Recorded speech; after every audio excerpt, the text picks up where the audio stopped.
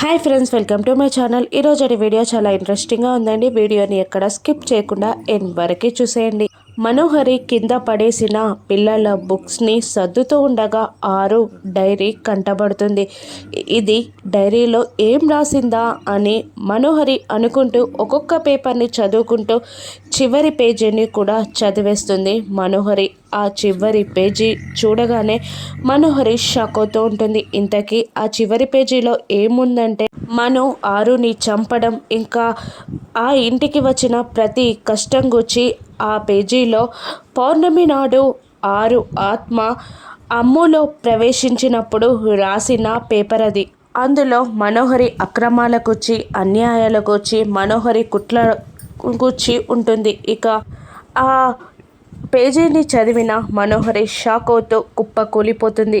ఇదేంటి, ఇది ఎప్పుడు రాసింది, ఇది చచ్చిపోయాక రాసిందా అని అనుకుంటూ మనోహరి భయపడుతూ కింద కూర్చొనిపోతుంది. అప్పుడే సారీ ఆంటీ అని అంటూ అంజు అదే రూమ్లోకి వచ్చి తన బుక్ని తీసుకెళ్తూ ఇక మను చేతిలో ఉన్న వాళ్ళ అమ్మ డైరీని కూడా చూసి, ఆంటీ ఇది మా అమ్మ డైరీ అంటూ, ఇది మా డాడీ రూమ్లో మాత్రమే ఉండాలంటే మా డాడీ రూమ్లో పెడతాను అని అంటూ ఇక అంజు ఆ డైరీని తీసుకొని వెళ్ళిపోబోతూ ఉంటుంది. ఇక భయపడుతూ వణుకుతున్న మను అదేమీ గమనించదు. కింద నుండి మళ్ళీ రాథోడ్ అంజు పాప టైం అవుతుంది అని అనగానే ఇక అంజు ఆ డైరీని ఈ ఒక్కరోజు నాతో ఉంచుకుంటాను ఈ డైరీ అని అనుకుంటూ ఇక కిందికి వచ్చేస్తూ ఉంటుంది. ఇక నీకు పనిష్మెంట్ ఇవ్వాలి రాథోడ్ అని అంజు అంటుండగా, ఎందుకమ్మా అని రాథోడ్ అంటుండగా, నేను లేట్ చేస్తున్నానని కావాలని డాడీ వినేలా గట్టిగా నా పేరు పిలుస్తున్నావు కదా అని అంటూ ఉంటుంది అంజు. అది కాదమ్మా, గుడికి కూడా వెళ్ళాలి కదా, లేట్ అవుతుంది కదా అందుకే అని రాథోడ్ అంటుండగా, గుడికి ఎందుకు అని అంజు అడుగుతూ ఉంటుంది. ఇంట్లో ఏవో దోషాలున్నాయంట, వాటి నివారణ కోసమని గుడికి వెళ్ళాలంట అని రాథోడ్ అనగా, ఆ గుడికెందుకు, మిస్సమ్మని నిన్ను ఇంట్లో నుండి పంపించేస్తే సరిపోతుంది కదా అని అంటూ జోక్ చేస్తూ నవ్వుతూ ఉంటుంది అంజు. ఇక పదండి వెళ్దాం అని అంటూ ఇక పిల్లలందరూ కారెక్కి కూర్చుంటారు. ఇక అంజు వాళ్ళ అమ్మ డైరీని అపురూపంగా పట్టుకుంటుంది. అప్పుడు అమ్మో అంజు, అది అమ్మ డైరీ కదా అని అడుగుతుండగా, అవును అని అంటూ ఉంటుంది అంజు. ఇలా ఇవ్వు, ఆ డైరీ డాడీ రూమ్లో కదా ఉండేది, నువ్వెందుకు తీసుకున్నావు అని అంటూ ఇక అమ్ము ఆ డైరీని తీసుకొని ఓపెన్ చేసి అమ్ముకి వాళ్ళమ్మ ఆరుకి ఉన్న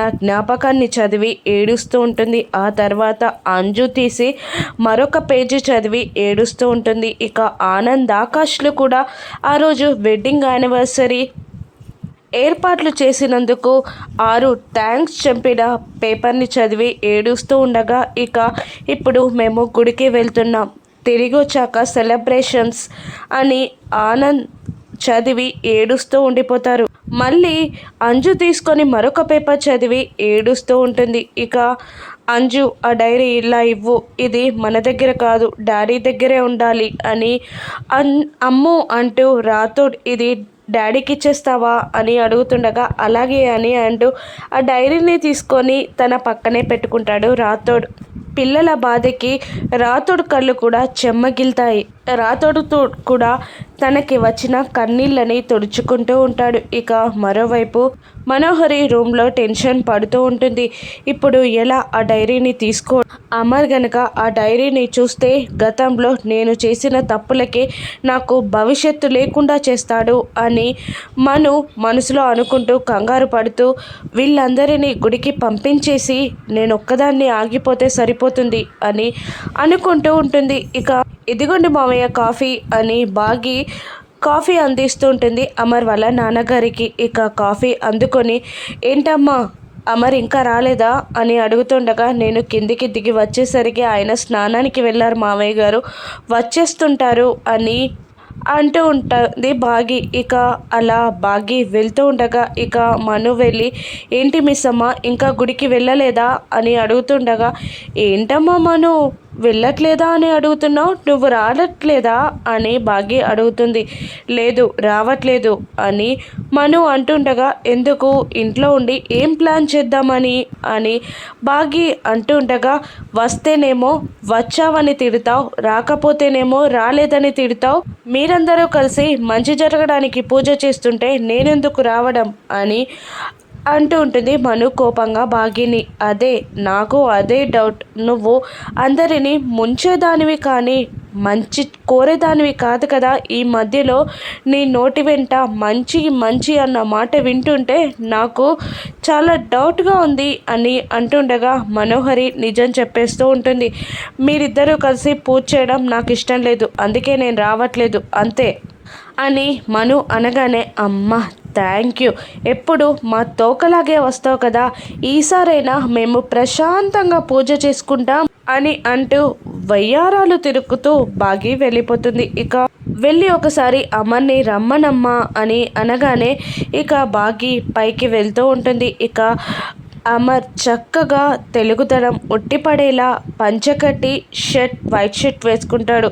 చూడ్డానికి అచ్చం తెలుగింటి అబ్బాయిలాగా కనబడుతూ ఉంటాడు. ఇక అలా అమర్ని చూసిన బాగి స్టన్ అయి అలాగే మైమర్చిపోయి అమర్ని చూస్తూ ఉండిపోతుంది. ఇక అమర్ బాగి దగ్గరికి వచ్చి పద అని అంటుండగా తను ఈ లోకంలో లేనట్టు అమర్ని చూస్తూ ఉంటుంది బాగి. ఇక బాగి ముఖం ముందు చెయ్యూపుతూ పద అని అంటున్నా కూడా బాగి ఏది పట్టించుకోకుండా అమర్ని చూస్తూ ఉండిపోతుంది. మిస్సమ్మ పద అని అమర్ గట్టిగా అనగానే ఈ లోకంలోకి వచ్చి అమర్ వెంటే నడుచుకుంటూ వస్తూ ఉంటుంది. ఇక వెళ్దాం పద అని అమర్ అందరినీ అంటూ ఉండగా ఇక మనోహరి, నేను వెళ్ళట్లేదు అమర్, ఇంట్లోనే ఉంటాను, మీరు వెళ్ళండి అనగానే సరే అని అంటూ అమర్ ముందు నడుస్తూ ఉండగా బాగి అమర్ని చూస్తూ మెటికలు విరుచుకుంటూ అలాగే నిలబడిపోతుంది.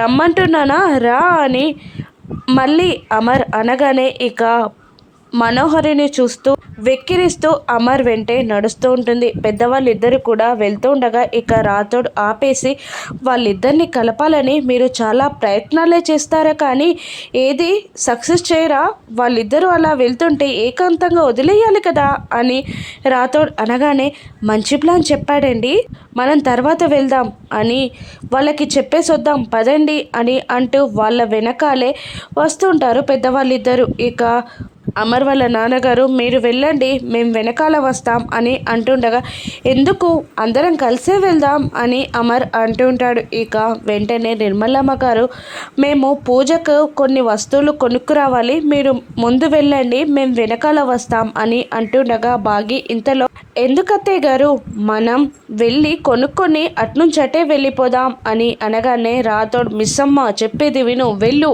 అని అంటూ ఇక జీప్ కేస్ని అమర్ చేతిలో పెడతాడు. సరే అంటూ వాళ్ళిద్దరూ బయలుదేరుతారు. ఇక వీళ్ళందరూ బయటికి వెళ్ళగానే మనోహరి కంగారుగా పైకి వెళ్ళి రూమ్ అంతా వెతుకుతూ ఉంటుంది. మళ్ళీ అమర్ వాళ్ళ నాన్నగారు అమ్మగారు వచ్చి అదే సోఫాలో కూర్చొని మాట్లాడుకుంటూ ఉండగా పైన అమర్ రూమ్లో నుండి సౌండ్ వినబడుతుంది. ఇక వెతుకుతున్న మనోహరి చేతి నుండి ఫ్లవర్ వాస్ కింద పడుతుంది. దాంతో సౌండ్ విన్న పెద్దవాళ్ళు, అమర్ రూమ్ నుండి సౌండ్ వచ్చింది కదా అని అంటుండగా, చూద్దాం పదండి సార్ అని రాథోడ్ కూడా అందరూ కలిసి పైకి వెళ్తారు. ఇక అక్కడ మనోహరి అంతా వెతుకుతూ కనబడుతూ ఉంటుంది. ఏంటమ్మా మనోహరి, ఏం వెతుకుతున్నావు అని అడుగుతుండగా నిర్మలమ్మ గారు కోపంగా, అమర్ మిస్సమ్మ ఇద్దరు రూమ్లో లేనప్పుడు నువ్వేం వెతుకుతున్నావు మనోహరి అని అడుగుతుండగా, అది ఆంటీ 6 డైరీ అని అనేస్తుంది. ఆ అమ్మాయి డైరీతో నీకేం పని అని నిర్మలమ్మ గారు అంటుండగా, ఆ డైరీ పిల్లల దగ్గరుండి అది జాగ్రత్తగా కాపాడుకోవాలి కదా, 6 జ్ఞాపకాలని కాపాడుకునే బాధ్యత మనదే కదా అండి, అందుకనే జాగ్రత్తగా రూమ్లో పెట్టమని నేనే చెప్పాను, పెట్టిందా లేదా అని చూస్తున్నాను అని మనోహరి మాట మారుస్తూ ఉండగా, ఆ డైరీ సార్ వెళ్ళే కార్లో ఉంది కదా, ఇక్కడ వెతికితే లాభం ఏంటి అని రాథోడ్ అనేస్తాడు. దాంతో మను గుండెలు ఆగిపోయినంత పనితో షాక్ అవుతూ ఉంటుంది. ఏంటి, అమర్ వెళ్ళే జీప్లో డైరీ ఉందా అని అడుగుతూ ఉంటుంది మను. అవును, ఎందుకంత టెన్షన్ పడుతున్నాదు, అది అమ్మగారు డైరీయే కదా అని రాథోడ్ అంటుండగా, అవును కరెక్టే, కానీ ఆ జీబ్లో ఎవరు పెట్టారు అని మను అడుగుతుండగా నేనే పెట్టాను, సార్ కోసమే పెట్టాను, ఉండనివ్వండి అని అంటూ వాళ్ళు నలుగురు బయటికి వచ్చేస్తారు. అమ్మో, ఇప్పుడు నేను వెళ్ళాలి, ఆ డైరీ అమర్ కంట పడకుండా ఆపాలి అని మను అంటూ ఆంటీ నేను వస్తాను అని అంటూ ఉంటుంది. ఇక రాథోడ్ ఇంతకు ముందు రానన్నారు కదా మేడం అని అడుగుతుండగా ఇప్పుడు రాకూడదా అని కసురుతూ ఉంటుంది మనోహరి. గుడికి ఎవరైనా వద్దంటారా అమ్మా, వెళ్దాం పదా అని అంటూ రాథోడ్ మనోహరి పెద్దవాళ్ళిద్దరూ గుడికి బయలుదేరుతారు. మరోవైపు సౌరభ్కి అదే రణ్వీర్కి సంబంధించిన ఒక వ్యక్తి ఇంటి బయట కాపలా కాస్తూ ఉంటాడు. వీళ్ళు నలుగురు గుడికి బయలుదేరగానే మనోహరి బయలుదేరిద్దన్న విషయం ఆ వ్యక్తి రణ్వీర్కి కాల్ చేసి చెప్తాడు. ఇక లాయర్ సౌరభ్ ఇద్దరు టెన్షన్గా రణ్వీర్తో మాట్లాడుతూ ఉంటారు. మీరేం ప్లాన్ చేస్తున్నారో కాస్త చెప్పండి, మీ సర్ప్రైజ్లకి షాక్లకి నేను సంతోషపడే స్థితిలో లేను అని లాయర్ అంటూ ఉండగా ఇక రణ్వీర్ కర్ర విరగకూడదు, పాము చావకూడదు అని అంటూ తన స్కెచ్ని చెప్తూ ఉంటాడు. ఇక కార్లో వెళ్తున్న అమర్ బాగి అరుంధతి డైరీని చూస్తారా? ఆ చివరి పేజ్ అమర్ చదువుతాడా? మనోహరి కుట్రల గురించి తెలుసుకుంటాడా? రణ్వీర్ వేసే స్కెచ్ ఏంటి? మనోహరిని పట్టుకుంటాడా రణ్వీర్? రానున్న ఎపిసోడ్స్లో చూద్దాం. Thank you for watching.